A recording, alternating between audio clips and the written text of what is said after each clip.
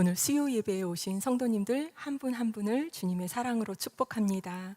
오늘 선거일이고 임시 공휴일인데 우리의 예배는 멈출 수가 없음을 다시 한번 고백합니다. 삶에 부르신 모든 자리들 곳곳에서 주님의 증인된 사명을 넉넉히 감당하시는 우리 모든 금호중앙교회 성도님들 한 분 한 분 되시길 축복합니다. 오늘 우리가 듣게 될 말씀은 고린도전서 15장 부활장입니다. 여러분, 그런데 이 부활이 여러분들에게는 잘 믿어지십니까? 어떠신지요? 고린도 성도들 중에는 이 부활이 잘 믿어지지 않는 성도들이 있었던 것으로 보입니다.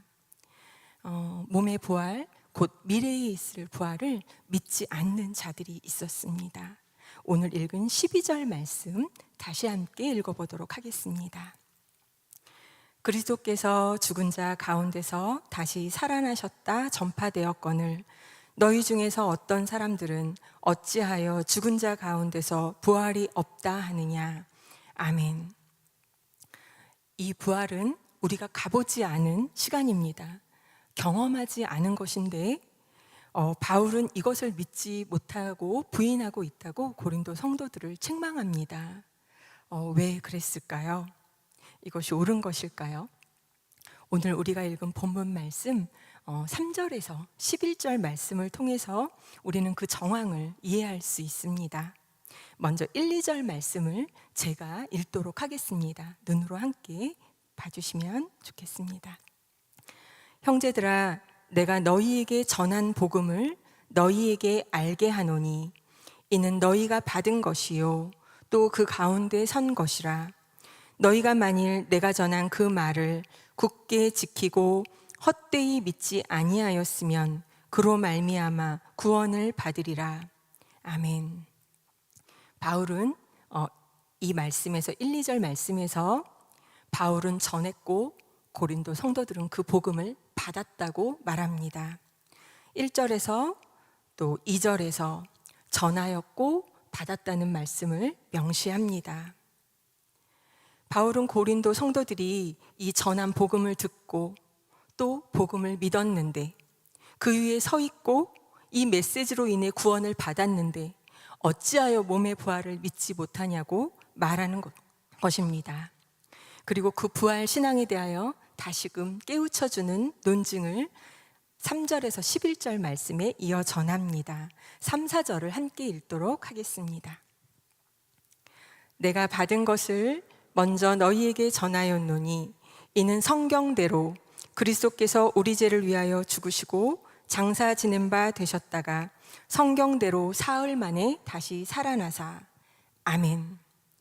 바울은 말씀을 통해 그리스도의 부활을 확증합니다. 바울이 전한 복음의 핵심은 무엇입니까? 또 우리가 믿고 있는 복음의 핵심은 무엇입니까? 바로 십자가에서 우리의 죄를 대신하여 죽으신 예수 그리스도, 그리고 3일 만에 다시 부활하신 예수님이십니다. 예수께서 우리의 죄를 위해 죽으셨고 다시 살아나셨다는 이 복음은 성경적으로 우리가 잘 이해되지 않고 성경을 보아도 이성적으로 잘 믿어지지 않지만 정확하게 성경의 말씀으로 확증되어 있습니다. 5절에서 8절 말씀 제가 읽도록 하겠습니다. 눈으로 함께 봐주시면 좋겠습니다. 게바에게 보이시고 후에 12 제자에게와 그 후에 500여 형제에게 일시에 보이셨나니 그 중에 지금까지 대다수는 살아있고 어떤 사람은 잠들었으며 그 후에 야고보에게 보이셨으며 그 후에 모든 사도에게와 맨 나중에 만삭되지 못하여 난 자 같은 내게도 보이셨느니라. 목격자들이 있었다는 것입니다. 말씀 중 많은 기록들에서 예수님의 부활을 직접 본 살아있는, 그 당시에도 남아있었던, 현존하는 사람들이 있었던 것을 말씀은 증거합니다. 여러 곳인데요, 자막을 통해서 함께 보시도록 하겠습니다. 오늘 드린 안내문에도 함께 있습니다. 네, 무척 많지요. 부활의 동산에서 막달라 마리아에게 먼저 보이셨습니다. 빈무덤을 보고 놀랐지요. 막달라 마리아와 다른 마리아, 또 빈무덤에서 돌아가는 여인들에게 나타나셨습니다. 사복음서에 약간 다르게 증거되고 있습니다. 엠마오 도상에서 낙심한 두 제자에게 나타나셨지요. 예루살렘에서 베드로에게 나타나셨습니다. 다락방에서 10 제자에게 나타나셨습니다. 그 다음 주일 다락방에서 11 제자에게 나타나셨습니다. 디베라 바다에서 7 제자에게 나타나셨습니다. 다볼산에서 11 제자와 500여 성도들에게 나타나셨습니다. 예루살렘에서 11 제자와 예수의 형제인 야고보에게 나타나셨습니다. 감람산에서 11 제자에게 나타나셨죠. 또 모든 사도에게 사도행전 1장 4절 8절에 나타나셨다고 기록되어 있습니다. 또 마지막으로 교회의 핍박자였던 사울, 곧 바울이죠. 자신에게도 예수님이 나타나셨다고 바울은 고백합니다. 다메섹에서 예수님을 만난 체험은 예수님께서 이미 승천하신 후의 체험입니다. 그러한 만남이지만 바울은 예수님을 목격한 부활의 증인으로 자신도 포함시킵니다. 바울은 이렇게 자신의 부활 신앙을 고백합니다. 9절 말씀을 함께 읽도록 하겠습니다. 나는 사도 중에 가장 작은 자라. 나는 하나님의 교회를 박해하였으므로 사도라 칭함받기를 감당하지 못할 자니라. 아멘. 바울은 예수를 핍박하고 하나님의 교회를 핍박한, 하나님의 교회를 없애기 위하여 열심을 부렸던 사람입니다. 그러던 자신이기에 사도의 반열에 자기는 포함될 자격이 없는 사람이라고 말합니다. 그가 지금의 그로 복음 전파자로 복음을 전하는 증거자가 된 것은 모두 하나님의 은혜라고 고백합니다. 여러분, 그렇다면 이 부활은 왜 이렇게 중요한 것일까요? 바울 사도가 고린도 성도들에게 고린도전서를 통하여 이렇게 서신을 통하여 다시 한번 복음을 일깨워주고 부활 신앙을 다시 한번 일깨워줄 만큼 중요한 것이었을까요? 10절에서 11절을 함께 읽도록 하겠습니다. 그러나 내가 나된 것은 하나님의 은혜로 된 것이니 내게 주신 그의 은혜가 헛되지 아니하여 내가 모든 사도보다 더 많이 수고하였으나 내가 한 것이 아니요 오직 나와 함께 하신 하나님의 은혜로라. 그러므로 나나 그들이나 이같이 전파하매 너희도 이같이 믿었느니라. 아멘.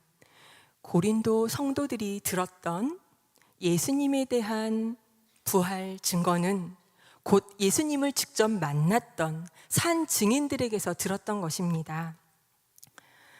복음과 부활을 그렇게 듣고 믿었던 것입니다. 이런 믿음을 받아들이고 신자가 된 그들이었습니다. 그런 고린도 성도들이 부활이 없는 것처럼 살아가니 바울이 책망하였던 것입니다. 저는 금호중앙교회에 지난 11월에 부임한 후 이곳에서 친구들을 곧 중고등학교 친구들을 속속 만나고 있습니다. 오자마자 너무 궁금하여 고향 동네 이곳에 와서 수첩을 목사님께 받자마자 가장 먼저 펼쳐들고 집에 가서 앉았습니다. 그곳에서 낯익은 얼굴들을 발견할 수 있었습니다.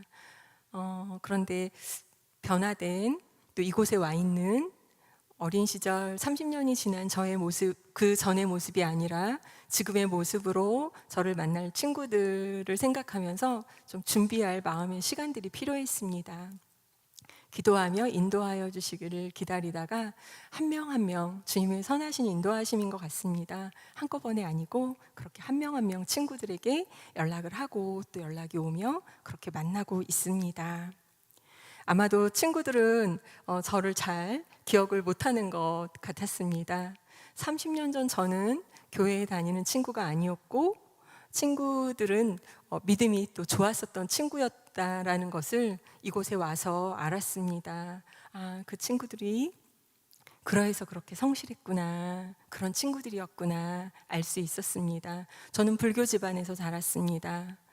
양가 부모님 또 조부모님 다 불교를 믿으시는 가정에서 어린 시절 그래도 부모님들께서 종교는 자유화 해주셨습니다. 그래서 여름 성경학교가 되면 동네에 있는 교회에 기꺼이 보내주셨습니다. 그곳에서 부른 찬양과 그곳에서 들은 말씀은 잘 기억이 안 나지만 어렴풋이 기억이 나서 저에게 아직도 즐겨 부르는 찬양으로 기억되어지고 있습니다.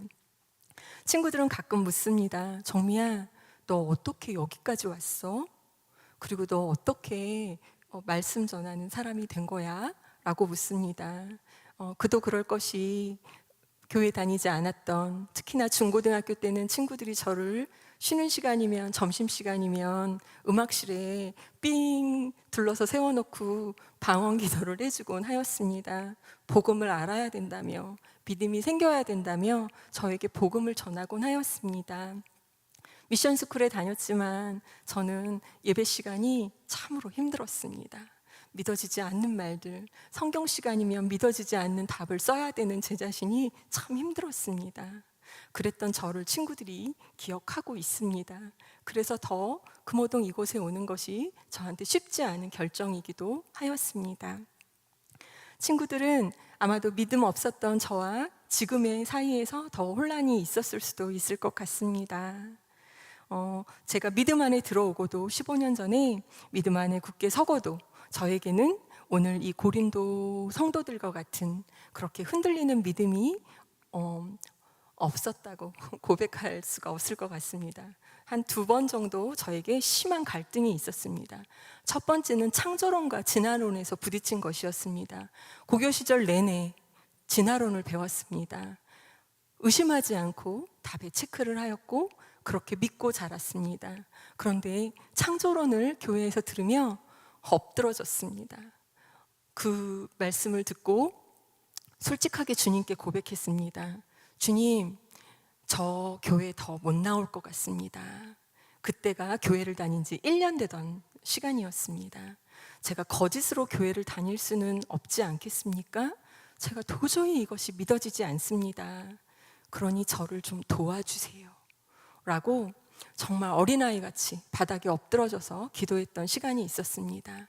또 한 번은 오늘 부활에 대한 믿음입니다. 도저히 저에겐 이성으로 믿어지지 않는 시간들이었습니다. 그런데 이 고비를 제가 어떻게 넘겼는지 아십니까? 말씀입니다. 큐티입니다. 초신자 때 저에게 주어졌던 큐티 책으로 힘들지만 또 3일 4일 띄엄띄엄이지만 그렇게 매일매일 큐티하는 습관을 들이고 말씀을 읽다가 부활절 주간이었던 것 같습니다.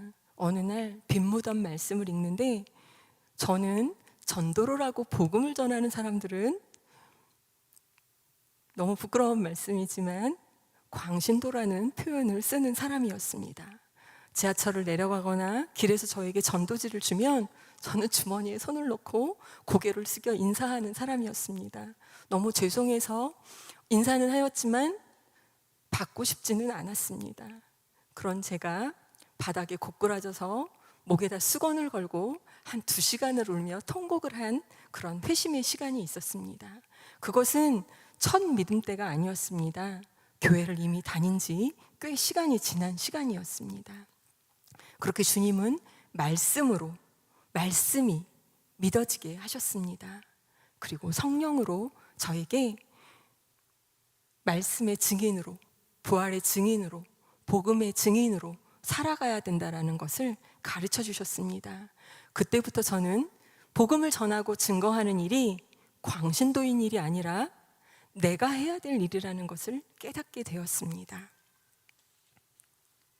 여러분, 부활은 이렇게 잘 믿어지지 않는 것입니다. 제가 걸어본 시간이기 때문에 그렇게 믿어지지 않는다고 말하는 청소년들이나 아이들, 또 어른들을 보면 너무나 큰 공감이 됩니다. 그러나 우리는 성경에 기록되어 있고 이 말씀을, 이 복음을 증거하는 수많은 증인들로부터 듣고 믿고 알 수 있습니다.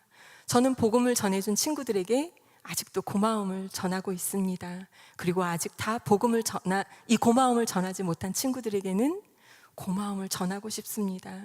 그렇게 뿌리쳤던, 그렇게 외면했던 너희들의 복음이 결코 헛되지 않았다고, 지금 저를 이렇게 말씀을 증거하고 예수님을 너무나 사랑하는, 말씀을 하루 중 가장 우선순위에 놓을 수 있는 자로 변화시켜 준 것은 바로 너희들의 그 복음을 전한 담대함, 그 시간 때문이었다고 저는 전해주고 싶습니다. 19절 말씀을 함께 읽도록 하겠습니다. 만일 그리스도 안에서 우리가 바라는 것이 다만 이 세상의 삶뿐이면 모든 사람 가운데 우리가 더욱 불쌍한 자이리라.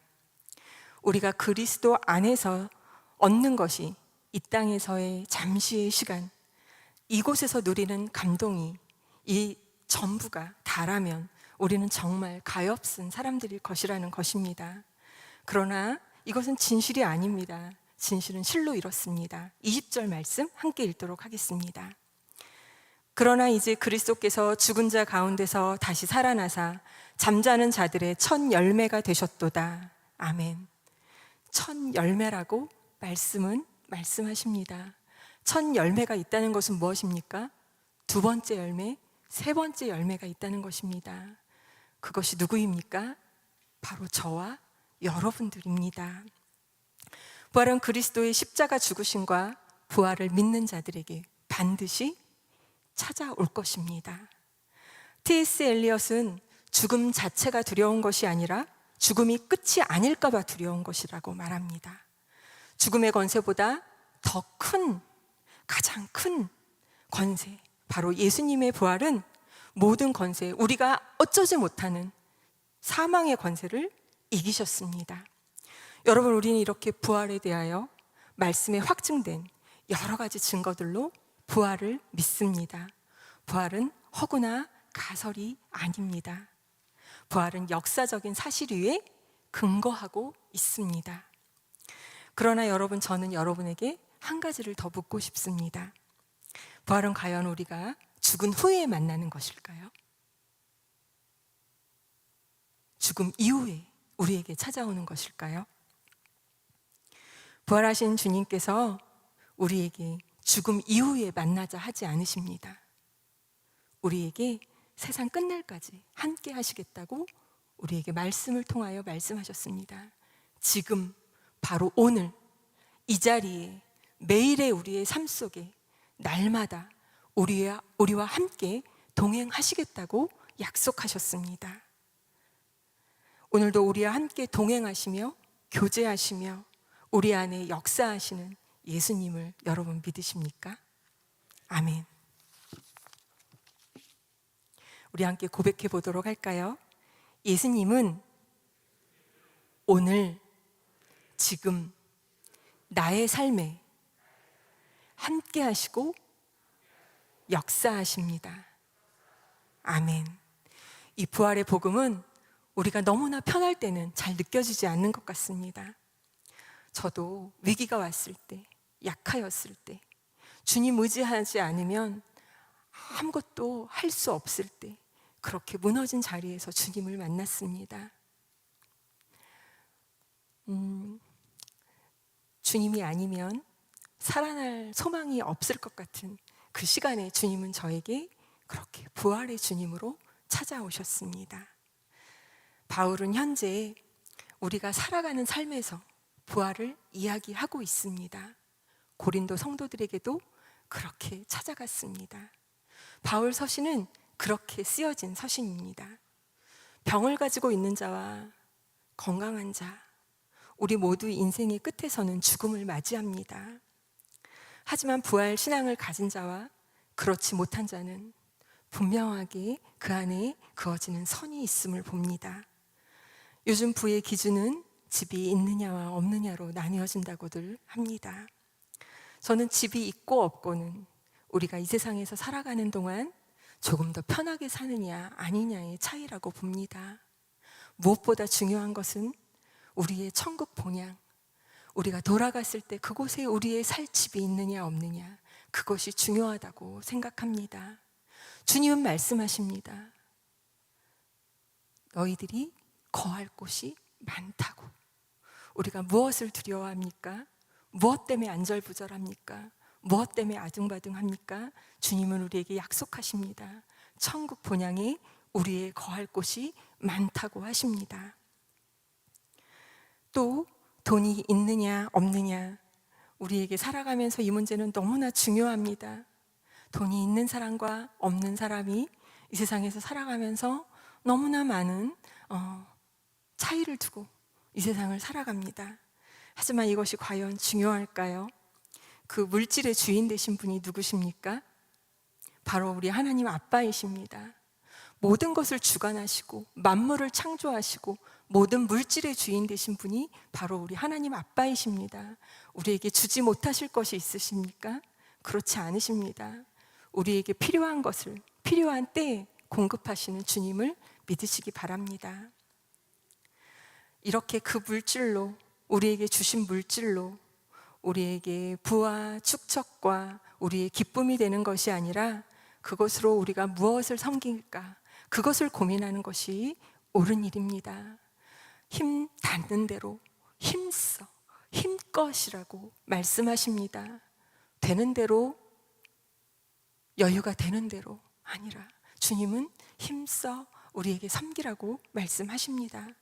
우리의 매일의 삶은 죽은 자를 살리신 이 예수님과 동행하는 삶입니다.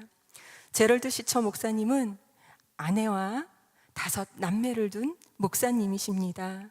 제가 하나님의 뜻이라는 책을 읽고 제 삶의 자세와 태도가 극명하게 변하는 시간이 있었습니다. 그 책이 바로 하나님의 뜻을 쓰신 제럴드 시처 목사님이 만나셨던 삶의 여정 때문이었습니다. 하나님 앞에서라는, 하나님 앞에서 울다라는 책에 목사님은 아내와 어머니 그리고 사랑하는 2 딸을 사고로 한 자리에서 잃고 그 상실의 시간을 일어서서 다시 변화의 시간으로 나아갈 수 있었던 시간들을 전하여 주시고 나누어 주십니다. 목사님은 이 책에서 죽음은 최후 승자가 아니다라는 챕터에 고백하신 내용이 있습니다. 저는 죽음을 또 사랑하는 사람과의 이별을, 죽음으로 인한 이별을 많이 아직 경험한 기억이 없습니다. 그래서 그것을 공감할 때 늘 간접적으로 내지는 어렸을 때 먼저 소천하신 할머니, 할아버지 또 시아버님의 그 이별을 아픔으로 떠올리곤 합니다. 이 제럴드 시처의 목사님만큼 이렇게 내 가족을 한꺼번에 잃은 이 마음은 어떤 것일까 하면서 그 아픔을 또 공감해 보게 되었습니다. 함께 자막으로 보시겠습니다. 제가 읽도록 하겠습니다.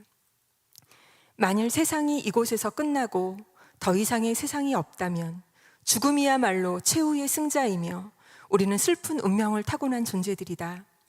그러나 여러 세대에 걸쳐서 신실한 크리스천들이 지금 우리가 가는 길을 지나갔고 앞으로도 다음 세대들이 또 이 길을 밟고 갈 것이다. 그들 모두 지금 우리가 가슴속 깊은 곳에 담고 있는 것과 같은 믿음을 가지고 있다. 예수님께서 그 모든 것 중심에 계신다. 그분은 십자가와 부활을 통해 죄와 죽음을 이기셨다.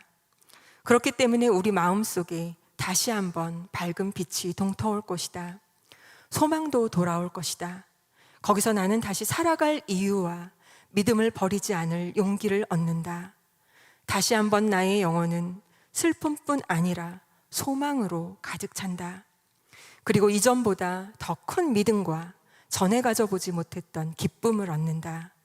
여전히 내 안에 슬픔을 담고 있으면서. 예수님의 부활은 오늘을 살게 하는 힘입니다. 가족을 먼저 보낸 이에게도 그러하고 이곳에서 여전히 살 소망이 있는 이들에게도 그러합니다. 부활하신 예수님을 만나지 못한 인생, 곧 부활신앙을 가지지 못한 자들은 이전 삶의 자리로 돌아가게 됩니다. 저 또한 그러한 고비를 넘겼습니다. 그러니 부활하신 예수님을 만나고 믿게 해달라고 기도하십시오. 성경대로 믿는 믿음을 달라고 간구하십시오. 말씀을 만나는 우리들이 되기를 바랍니다. 성령님께서 여러분의 믿음을 지금보다 더욱 굳건히 세워주실 것입니다. 혹시 저의 이전의 모습과 같이 믿음이 믿어지지 않아 돌아가려고 하던 그 발걸음을 주님께서 말씀으로 다시 돌이켜 세워주실 것입니다. 끝으로 말씀 한 절을 함께 읽겠습니다. 로마서 6장 4절 말씀입니다. 그러므로 우리가 그의 죽으심과 합하여 세례를 받음으로 그와 함께 장사되었나니 이는 아버지의 영광으로 말미암아 그리스도를 죽은 자 가운데서 살리심과 같이 우리로 또한 새 생명 가운데서 행하게 하려 함이라. 아멘. 사랑하는 금호중앙교회 성도 여러분, 말씀을 붙들고 변화받고 부활의 복음을 전하는 부활의 증인으로 살아가시는 우리들 모두가 되기를 축복합니다. 함께 기도하시겠습니다. 사랑하는 하나님 아버지, 우리에게 귀한 말씀을 허락하여 주시고 우리를 부활의 증인으로 불러주시고 날마다 부활의 증인으로 사용하여 주시니 감사합니다. 우리로 부활의 복음을 듣게 하시고 알게 하셨사오니 아버지여, 날마다 상가운데 부활의 증인되어 담대하게 축복의 통로로, 은혜의 통로로 살아가는 우리들 모두 되게 하여 주시옵소서. 그렇게 성령님 날마다 동행하여 주실 것을 믿으며 예수 그리스도의 이름으로 기도합니다. 아멘.